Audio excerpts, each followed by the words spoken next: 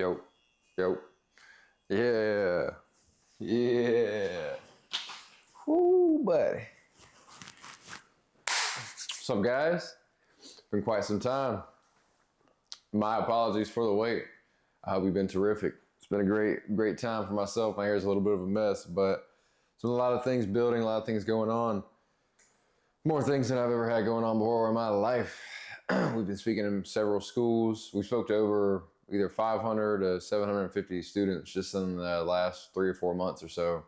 I've been filling into this park ranger role. Tons of park work. The soccer park is now, or should I say the pasture, is mostly made at this point. We have several developments going on there. Have this beautiful home that we're living in, and things are moving.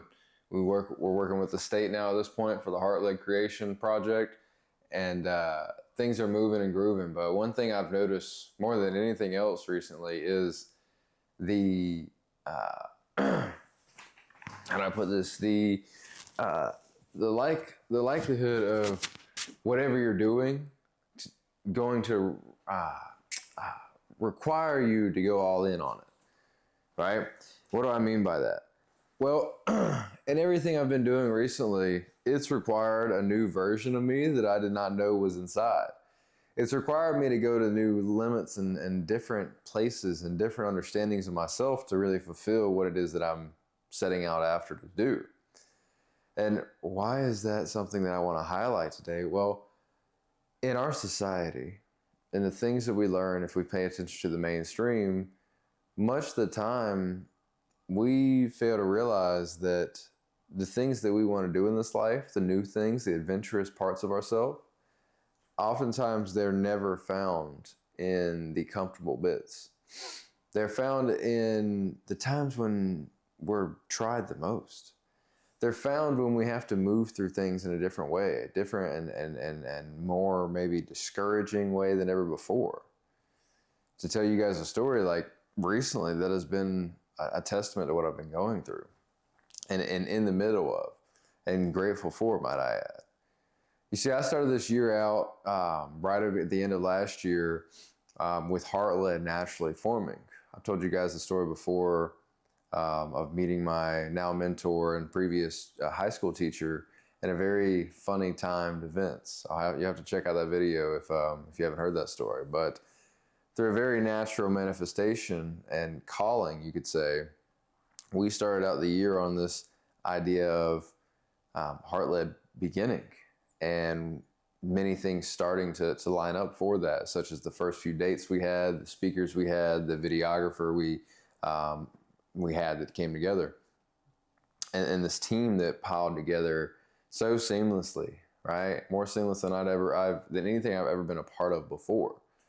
All at a young age, all from people, pretty much everybody knew each other already, right? That's what we started the year at. And in February, we spoke to I believe it was over 1,000 students alone, right? And we did that off the grace and opportunity of seeds planted by our mentor, Arma Shanko, meaning the connections that got us in the door, and then the rightful people in the rightful positions wanting us to come and deliver. So throughout this year, we've refined our messaging. We've really dug into the community to figure out what's needed.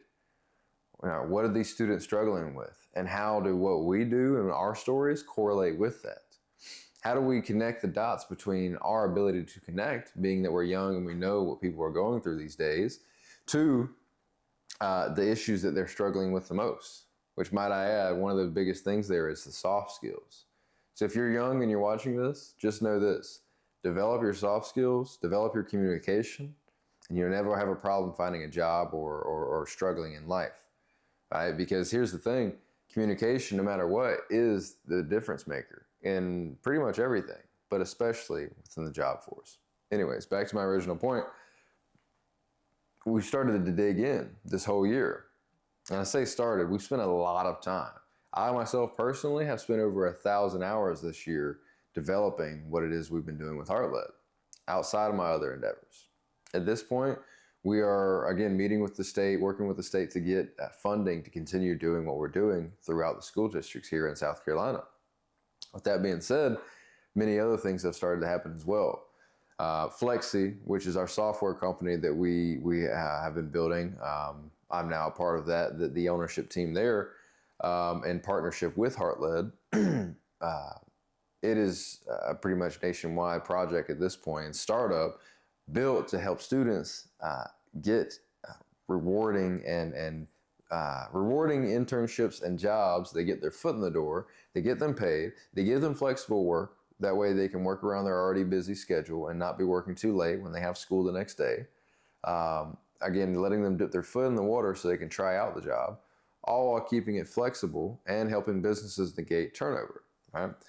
So throughout this whole journey, just this past year alone, so many things have been asked of myself that I was not prepared for, or I would have not been prepared for in previous identities. Like in terms of, if you took what I did yesterday or this week or this past month or past 3 months and put the year ago me in that position, I would have been much more at a struggle. I would have been struggling much more. But instead, because I've been willing to be coachable, because I've been willing to execute the play once it's seen, even if I felt scared or tiresome or worryful, I've been able to accomplish a lot and grow exponentially. I've been able to meet new connections, get my foot in different doors that I didn't have originally. I've been able to learn more about myself in that time because I've taken the accountable state, the state that lets me choose and understand where I'm going, the state that allows me to see why I am the way I am based on what I came from. Right, so I explain all of this to help you guys see, like, the journey is going to ask a lot of you. The journey is going to ask you new sides of yourself. And you have to be willing to go for that. You have to be willing to take those steps forward, to move through that journey, to actually get on the journey in the first place, and then continue taking steps when it gets hardest. You see, 5 years ago when I started this journey of overall self-mastery, there were so many things that could have taken me out. I would call them attempts from the devil to pull me back to the old timeline. But I didn't let those things win. I didn't let that lower side of myself lose. Or should I say win? I didn't let that side gravitate. No, I stayed with the higher timeline. I kept with the discomfort. I kept moving along that path, knowing a different outcome, knowing that I was heading somewhere. Throughout all the struggles, throughout all the failures. You see, guys, I did things in different industries and different, endeavors that would have worked out for most people.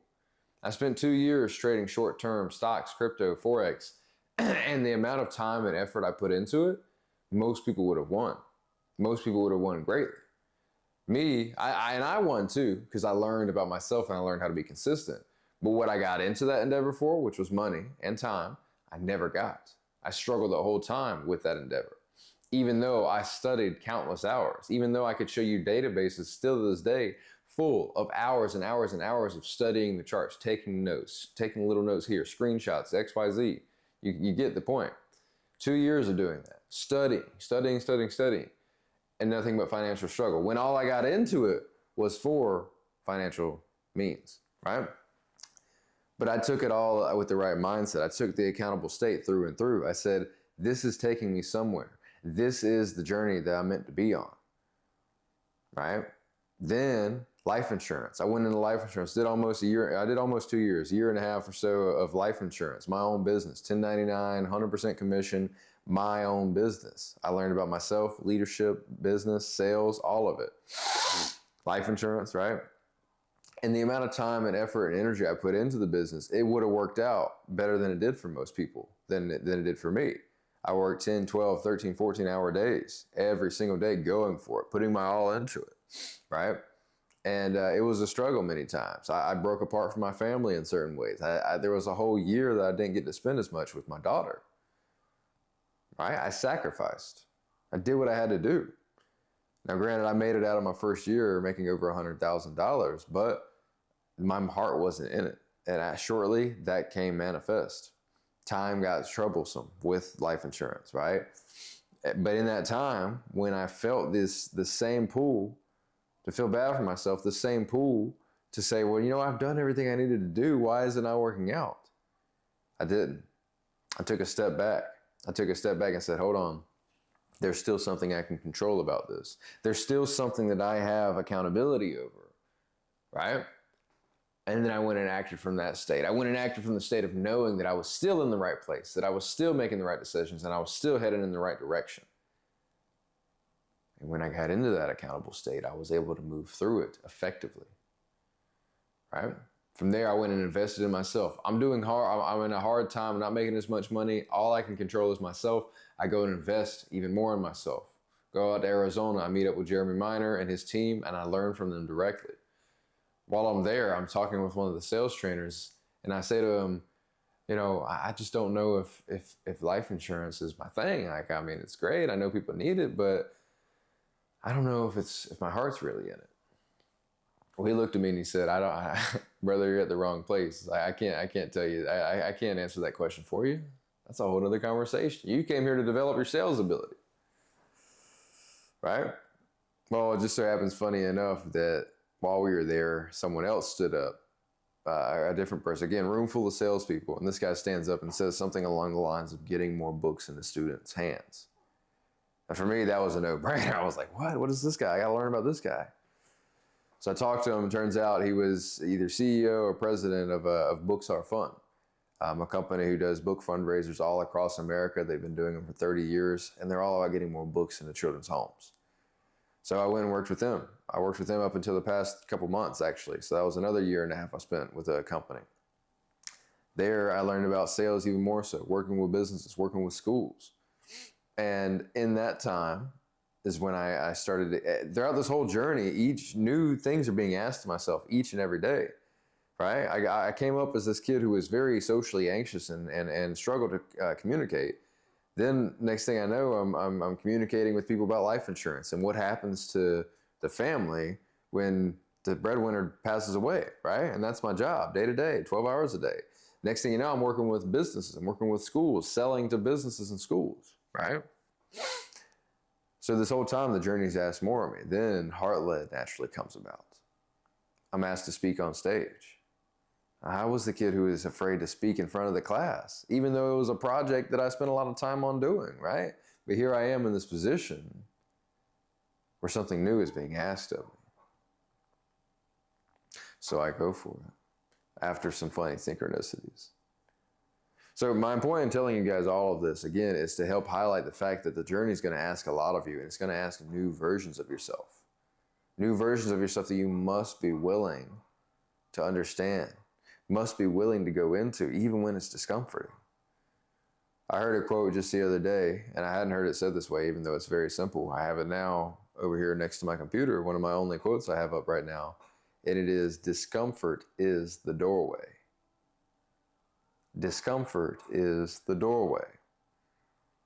Discomfort is the doorway. That means that to get to where you want to go, to get to the new outcome, to get to the new results, you're going to have to be in discomfort. You're going to have to walk through that doorway of discomfort to get there and to try it out. You're going to have to walk into what you have not already experienced and try it out. But brother, there's nothing more worthwhile than taking those steps, getting uncomfortable, and learning about who you're meant to be. So I hope you guys enjoyed this. Again, apologies for the wait. I'm going to get back on a consistent schedule with these because I love doing it. I hope you guys enjoyed it here. Let me know what you think below. I want to hear from you guys. Also, I'm going to have some school community links as well. Join there, right? We're building a legacy, a Capture My Legacy school page where you guys can communicate and talk about everything storytelling and really heart-led living, right? So more on that later. Have an amazing day.